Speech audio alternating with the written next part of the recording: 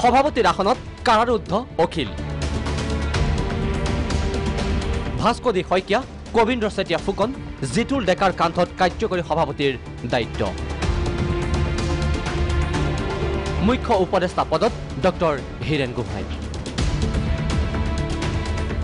মৰাণৰ অভিৱৰ্তনতে পূৰ্ণাংগ ৰূপ পালে কৃষক মুক্তিকে ধৰি ৭০ সংগঠনে জন্ম দিয়া ৰাইজৰ দলে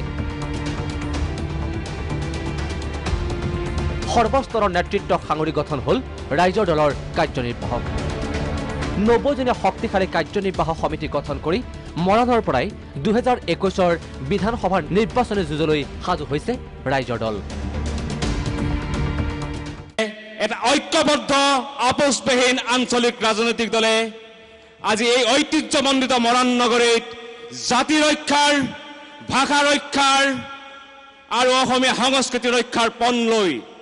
আঞ্চলিকতাবাদৰ বিজয় ধ্বজা উৰুৱাৰ আজি পণ এই মৰাণৰ আজি এই জাতীয় অভিৱৰ্তন আজি আমি গ্ৰহণ কৰিবলৈ গৈ আছো আজি এই জাতীয় অভিৱৰ্তনৰ পৰা আমি অতি স্পষ্টভাৱে ইংগিত দিব লাগিব যে ২১ৰ বিধানসভা নিৰ্বাচনত আমি কোনো পধ্যেই বিজেপি শাসনলৈ আহিবলৈ নিদিওঁ ২১ৰ বিধানসভা নিৰ্বাচনত আমি যাতে কোনো পধ্যেই কংগ্ৰেছ আৰু এডিএফ ক্ষমতালৈ আহিবলৈ নিদিওঁ তাৰো আমি স্পষ্ট বাৰ্তা আজি আমি এই মজিয়াৰ পৰা আমি দিব লাগিব মৰাণত অনুষ্ঠিত হোৱা ৰাজ্যিক অভিৱৰ্তনৰ দ্বিতীয় দিনা গঠন কৰা হ'ল ৰাইজৰ দলৰ শক্তিশালী কাৰ্যনিৰ্বাহক ১৭ গৰাকীক উপসভাপতি সাধাৰণ সম্পাদক পদত ৯ সম্পাদক পদত ১৮ জনক দায়িত্ব তিনিদিনীয়াকৈ মৰাণৰ মহাবীৰ লাচিত বৰফুকন সমন্বয় ক্ষেত্ৰত অনুষ্ঠিত হৈছিল ৰাইজৰ দলৰ ৰাজ্যিক অভিৱৰ্তন উদুলি মুদুলি মৰাণৰ আহোম গাঁও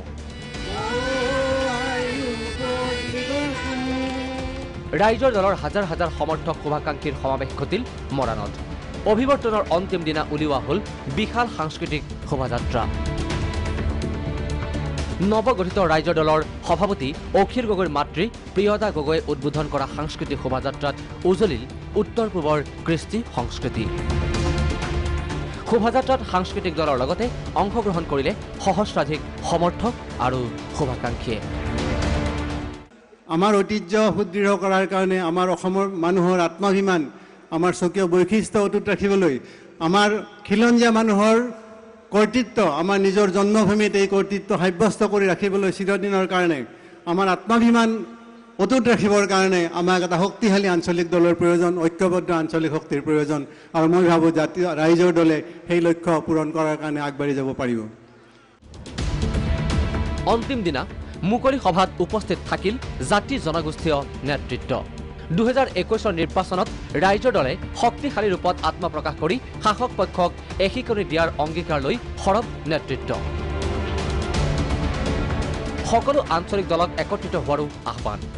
শাসকীয় বিজেপি সাম্প্ৰদায়িক আখ্যা দি বিধানসভাৰ নিৰ্বাচনত সকলো আঞ্চলিক দলকে একত্ৰিত হৈ ৰণত নামাৰ আহ্বান মুকলি সভাত অসমৰ সমাজে সন্মুখীন হোৱা এই জটিল সন্ধিখনত ৰাইজৰ দলে অসমৰ সকলো আঞ্চলিক শক্তিক ঐক্যবদ্ধ হৈ সাম্প্ৰদায়িক পেচিবাদী বিজেপি চৰকাৰৰ বিৰুদ্ধে মাৰ বান্ধি থিয় হ'বলৈ আহ্বান জনায় যিসকল আঞ্চলিকতাবাদৰ বিশ্বাসী যিসকলৰ জাতীয়তাবাদৰ বিশ্বাসী সকলো লোকতে আমি একত্ৰিত হ'ব লাগিব আৰু সেইটো হ'ব লাগিব পৰিকল্পিতভাৱে সেইটো হ'ব লাগিব সময় উপযোগীভাৱে সেইকাৰণে আজি ৰাইজৰ দল পূৰ্ণাংগ হোৱাৰ পাছত আমি নিশ্চিতভাৱে সেই পৰিকল্পিতভাৱে এই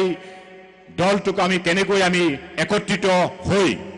আমাৰ জাতিটোক বিশ্বাসঘাতক কৰা আমাৰ জাতিটোক প্ৰতাৰণা কৰা সেই বিজেপি নেতৃত্বাধীন চৰকাৰক আমি পুলিয়ে পোখাই অসমৰ পৰা উৎখাত কৰিব তাৰ কাৰণে আমি সংকল্প ল'ব লাগিব কৃষক নেতা তথা ৰাইজৰ দলৰ নৱনিৰ্বাচিত সভাপতি অখিল গগৈক চৰকাৰে ষড়যন্ত্ৰমূলকভাৱে কাৰাৰুদ্ধ কৰি ৰখাৰ অভিযোগ দল সংগঠনৰ এজেপিৰ হৈ অভিৱৰ্তনত চিত্তৰঞ্জন বসুমতাৰী ৰাইজৰ দল আৰু এজেপিৰ জয়ধ্বনিৰে মুখৰ অধিৱেশনথলী এজেপি আৰু ৰাইজৰ দলক সন্মিলিতভাৱে নিৰ্বাচনত অৱতীৰ্ণ হোৱাৰ আহ্বান জনাইছিল বিভিন্নজনে এনে সময়তে ৰাইজৰ দলৰ অভিৱৰ্তনত এজেপিৰ চিত্তৰঞ্জন বসুমতাৰীৰ উপস্থিতিয়ে বহন কৰিছে বিশেষ তাৎপৰ্য ভিডিঅ' জাৰ্নেলিষ্ট বিশ্ব বাহাৰ আৰু আসিফৰ সৈতে ব্যুৰ' ৰিপৰ্ট প্ৰাগ নিউজ